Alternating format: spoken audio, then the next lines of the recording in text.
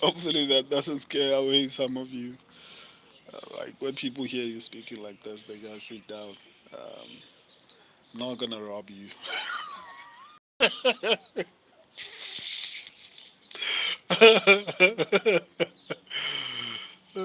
That's a racist joke. Anyway, um, while I'm still waiting for other people to join the stream,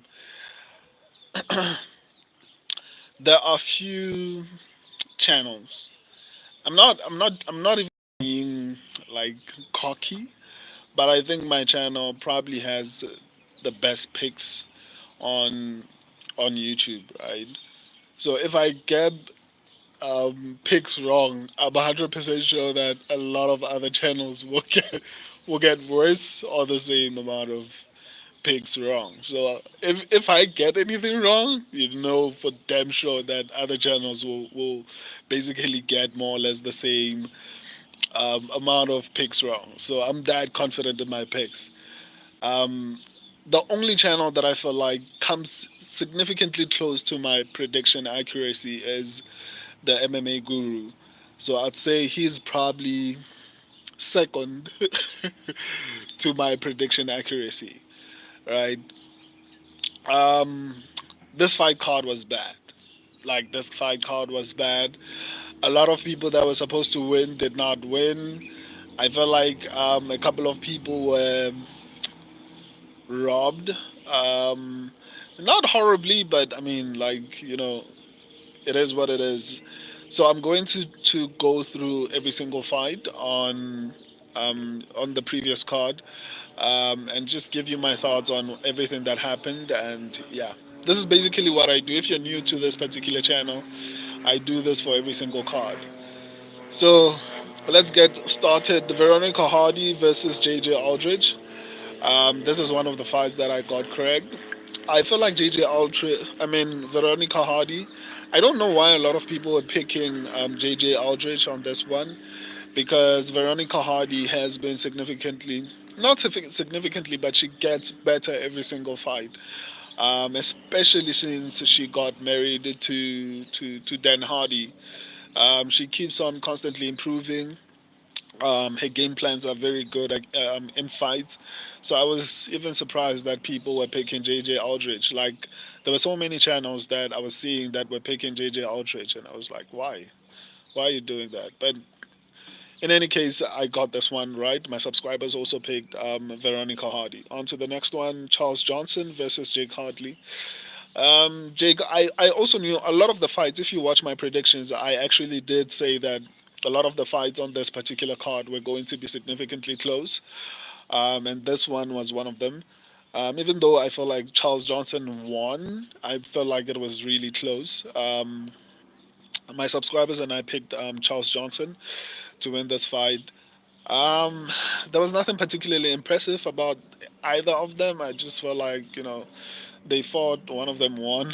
I mean, there wasn't anything great to take away from that particular fight. So, moving on to the next one, Trey Waters versus Billy Goff. He has he has the fight that I felt like someone got robbed. Not horribly, I'm not mad at the decision of Trey Waters getting the win. I feel like he landed a couple of shots that might have swayed the judges to make it seem like he won. But I honestly feel like Billy Goff somehow won that particular fight. But you know what? I'm not mad at the decision. But it sucks that he landed. I think he was the one. Trey Waters landed an illegal knee in the beginning of the fight somewhere, and just the referee just watched it happen. And basically did nothing, which was crazy to watch. But I mean, that's what happened. Um, but yeah, once again, I feel like Billy Goff was very short against a rangy, taller fighter, and he did significantly well enough for me to feel like he won, and a lot of people felt like he won. So maybe I was biased because I picked him, but you know what? I'm not too mad at the decision or going for Trey Waters. My subscribers and I picked Billy Goff. I guess we got this one wrong. On to the next one: Tabitha Ricci versus Tisha Pennington. If you watched my prediction, in my prediction I said that I said that my prediction is that Tabitha Ricci is going to somehow win the fight because of grappling, but the MMA guru is going to make a video complaining about robbery because he doesn't value wrestling. And I was spot on. I was spot on. He's complaining that Tabitha Ricci lost. You know what? I feel like scoring criteria is important and should be followed, right? It's damage and then obviously control and all those type of things. But in this particular situation, I felt like it was kind of challenging because on the feed, even though Tisha Torres was landing a little bit more significantly to some extent, but it was more or less, a back and forth objectively. People like to look at the numbers on the screen and say, yeah, this person won, but it doesn't necessarily work that way. You have to score the fight from the judge's perspective. The strikes are important. I will agree to that, but you have to judge the fights according to how the judges see them. A lot of people get confused by seeing the statistics on the screen, and they, for whatever reason, think somehow the judges see those particular numbers, and they can't. So I don't think it's fair for anyone to expect the judges to actually judge based on numbers they cannot even see. Objectively, that's how I judge fights. I don't judge them based on information that I see. I judge them based on the information that I think the judges have. And objectively, I feel like Tabitha Ricci won that particular fight because of control. And objectively, this is me speaking objectively from the judge's perspective. I'm not speaking from someone who's watching a television. Because when you're watching a television, you see the control time at the bottom, you see the number of significant strikes and all those type of things, which is great. But like I mean, the judges cannot see that. So I feel like a lot of fans need to start judging fights based on the same information that the judges have, as opposed to the information that is provided to them that the judges do not have. But nonetheless, I mean, like I feel like the fight was close. Tisha Pennington looked good in that particular fight. I am not mad at the fight going to Tabitha Ricci. I wouldn't have been mad if it went to Tisha Torres. She looked a little bit better than I anticipated, especially after such a long layoff, especially after having a child, which is really crazy. But props to her. But my subscribers and I went with Tabitha Ricci. And yeah, on to the next one. Esteban Ribovics versus Terence McKinney. Terence McKinney. Why did we pick you, my guy? My subscribers and I picked Terence McKinney. I feel like Terence McKinney could have won that fight, but for whatever reason, I felt like his defense was horrible in that fight. I think he saw the kick coming, but for whatever reason, he didn't even try to raise his hands, or maybe he thought it was going to the body, so that's why he dropped his hands. Like I could tell that he saw it because it's the Leon Edwards kick. I know that Leon Edwards didn't come up with that kick, but I felt like he made it famous. You know, so it was basically that you throw like a punch from the same side the punch came from. You throw a leg kick, but the way Esteban threw it, it wasn't really good. Last UFC wasn't really good for me at all. Yeah, man. It wasn't good for a lot of people. That's why at the beginning of the stream, I did say that I feel like my channel has probably some of the best picks on YouTube. So if I get anything wrong, I'm 100% sure that a lot of other people are going to get those particular fights wrong. And on this particular card, it was bad, man. I think there were 12 fights, if I'm not mistaken, and it was bad. I think my subscribers got something like 7 picks correct. I got like 6 correct. So it was bad. Like on average, I get maybe 1, 2, or 3 wrong. This one was like really really bad. So yeah, it was really terrible. But back to the breakdowns. I don't feel like Esteban Ribovics is that good. Maybe he's going to improve as time progresses. I mean, Ismail was it Ismail Bonfim? Ismail Bonfim. I expected the Craig is a guy who would win. Yeah, I also expected Ruziboyev. I think you're talking about Ruziboyev to win. A lot of people expected him to win. A lot of people expected a lot of people on this card to win. I'll get to that. I just want to finish speaking about these particular fights. So I don't think Esteban Ribovics is that good. I don't know how he's going to do as he progresses in the division. But I mean, he landed a really good kick. I mean, that's as far as I can say. It's like Michael. Okay, Michael Chandler is not a good example because I think he's good. He just lacks, a high fight IQ. In any case, Terence McKinney has a lot of hype. I think he's very popular, and it's sad to see that this is how his career is panning out. But yeah, why didn't he even try to shoot from the get go? I honestly don't know. But on to the next one: Chase Hooper versus Vyacheslav Borshev. Chase Hooper is making me look stupid in every single fight because um, in his previous fight, I thought Jordan Levitt would actually win that fight, and he somehow managed to get a submission. In this fight, I felt like Vyacheslav Borshev being with Team Alpha Male, is it? With Uriah Faber and all those.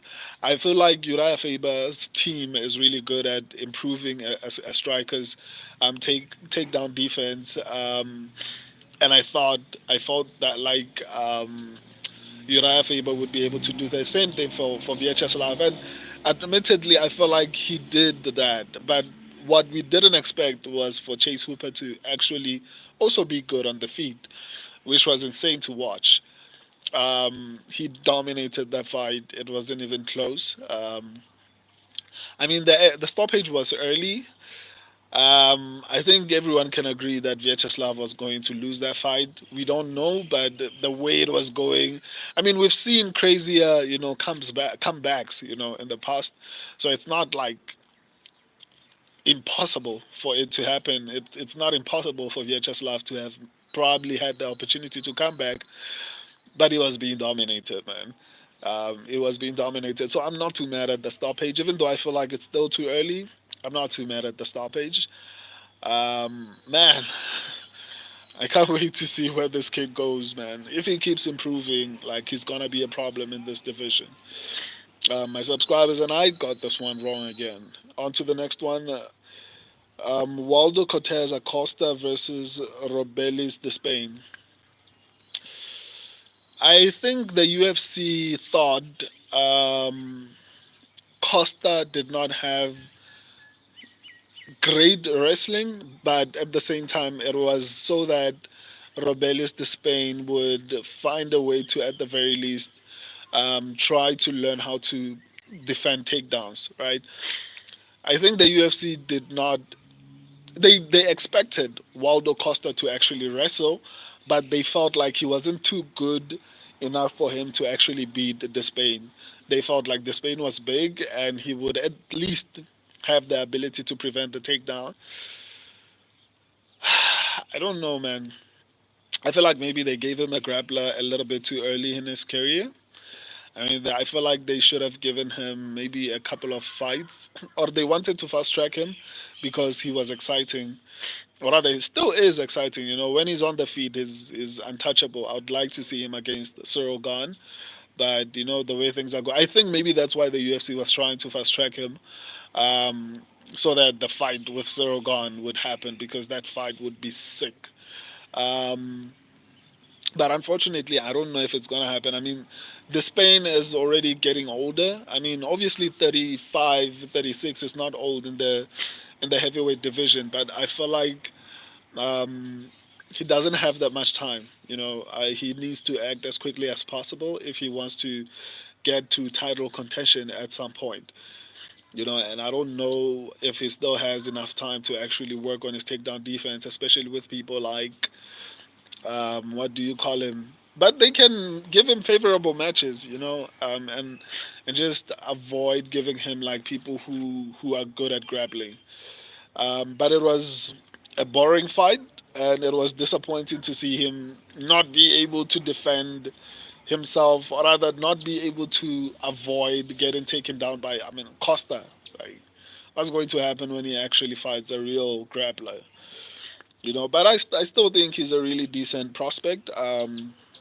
His first loss is a decision, and he wasn't taking too much damage. I think a lot of it had to do with his gas tank. So if he works on his gas tank and he drills takedown defenses, I still think he can, get to title contention. It just comes down to how hard he's willing to work on the grappling, because it's one of the hardest things to actually master, and to actually learn. Even if you don't grapple, but defensively, you need to be good if you want to get to close to a championship, especially with Tom Aspinall as the interim champion, and John Jones as the champion. I mean, both those guys know how to grapple, so it's gonna be a very challenging thing to not know how to defend takedowns. Anyway, we got this one wrong as well. On to the next one: Sean Woodson versus Alex Caceres. A lot of people were complaining that Alex Caceres won. I don't think he won, man. I feel like it was a close fight, but I think Woodson won that fight. But there was nothing impressive in this particular fight. I honestly thought Woodson would actually be significantly better. He wasn't. So yeah, he won. I mean, there's nothing more to add to that, except that he won. Congratulations to him, I guess. I mean, yeah. My subscribers and I picked Sean Woodson. On to the next one: Diego Ferreira versus Mateus Rebecki. This one was crazy for me because Mateus was actually my lock. Out of all these people, I felt like, okay, this dude is going, and I picked Max Holloway to actually win against Justin Gaethje when people were calling me crazy. So I was very confident in my pick. I was like, nah, man, Mateus is going to get this one done, and for whatever reason, Diego was able to absorb, strikes. It's crazy to watch. Like, it was crazy to watch at 39, in lightweight. Is it lightweight? Let me see. What division are they fighting in? Hey, whatever it is, I don't want to waste too much time. They're not showing divisions here, but nonetheless, I feel like I was expecting I was expecting Mateus to actually dominate this fight, and he just got beat the hell down. Like, he was beaten down. I mean, he did well in the first round, but like, Diego was just eating those shots, and just, like, he didn't even seem wobbled in that particular fight, which is crazy, because what I've seen over the years is that as you get older, your ability to take a punch decreases.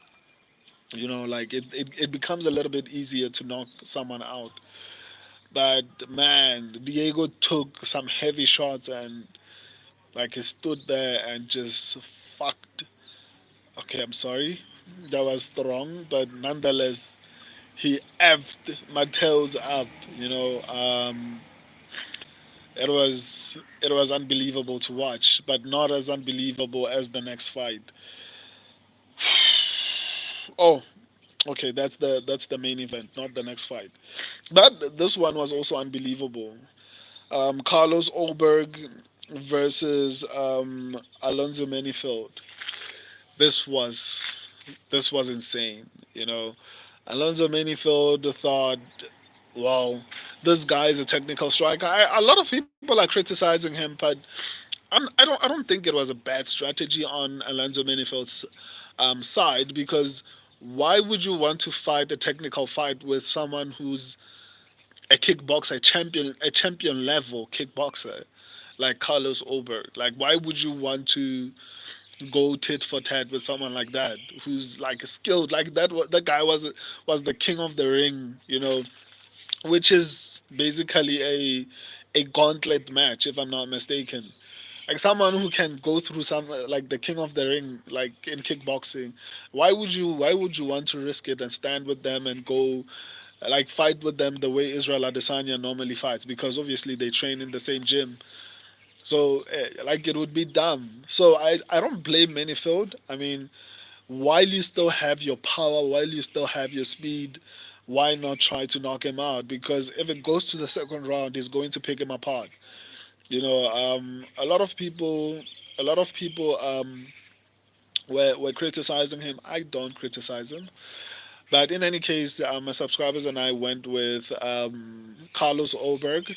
I did say in my breakdowns that I feel like, but what I thought was going to happen was, I thought Manyfield would swing and get tired, trying to get the knockout, and then once he was tired, Oberg would have finished him. That's what I said in my predictions, but it happened in 12 seconds. So I mean, the knockout still happened. um, anyway, my subscribers also picked Carlos Oberg. On to the next one. Joaquin Buckley versus Nursultan Ruziboyev. I don't know if it's the weight cut. Um, Ruziboyev looked horrible, man. Or is it Buckley who looked good? I think he frustrated him with the takedowns. He frustrated him with the pressure, and he got him tired. And second guessing himself probably. Um, I think Ruziboyev should just stay at middleweight. He's too big to want to try and fight at welterweight. It doesn't really make sense for him to fight at welterweight. He should just stay at middleweight and never ever come back to welterweight, because he looked very slow and tired, especially towards the end of the round, towards the later rounds. But this does not take away from the fact that Joaquin Buckley is a potential contender. I've heard a couple of people trashing Butley when he beat Vicente Luque, and they were like, "No, Luque gave up," and all those type of things. That wasn't like a good, legitimate win. Like, what are you going to say now? You know, because Buckley actually dominated. Okay, not necessarily dominated, but it was a clear win for Buckley. It was a very, very, very, very clear win for Buckley. At moments, it looked like he was going to finish him. Um, I'm really excited and I'm really happy for Buckley, because like he's an entertaining fighter, as opposed to getting people like Colby Covington, who say the same things every single time at the press conference. He tries to insult people to get a reaction, and that worked for a certain period of time, but it's no longer useful anymore. That's why no one is like even interested in seeing Kobe, except for him to get beaten up for whatever reason. Um, but yeah, man, I'm really happy that Joaquin Buckley is having this kind of success. I hope they give him Gilbert Burns. I didn't like the call out. I mean, I'm not too mad at him being disrespectful to Conor McGregor, largely because, I mean, Conor McGregor has insulted people about their religions, their wives, their. I saw Michael Bisping being heard that Joaquin Buckley was mentioning Conor McGregor's family and all these type of things. I mean, like, ask Dustin Poirier how he feels about Conor McGregor saying the things that he was saying about his wife. So like you can't really feel bad for Conor McGregor, especially when it comes to trash talk. Whether it's family, whether it's what, nothing's off the limits for Conor McGregor. So I don't honestly feel bad, but I think he wasted his call out. He could have called out someone that could have got the fans excited, and it would have been the topic, because he got a really big upset win. So if he had said, "Well, I want to fight," um, I don't know, someone in the top two, like someone in the top five. I mean, like if he said, "I want to fight Colby Covington," for example, Like people would have been talking about that all over the internet. The fans would have been behind it. Everyone would have been behind that fight. Why? Because it's a possible fight, and people would like to see that fight. I think. So I think he wasted his call out on Conor McGregor. I'm not too mad at the insults. I mean, it's fair game. If you do it to other people, then don't cry if it's being done to you. Um, yeah, I picked Nasultan Ruziboyev. My subscribers also picked Ruziboyev. Main event: Derrick Lewis versus Rodrigo Nascimento. I mean, I wish Derrick Lewis took his career this seriously when he was younger. I think Derrick Lewis would have been a champion if he did this when he was a little bit younger.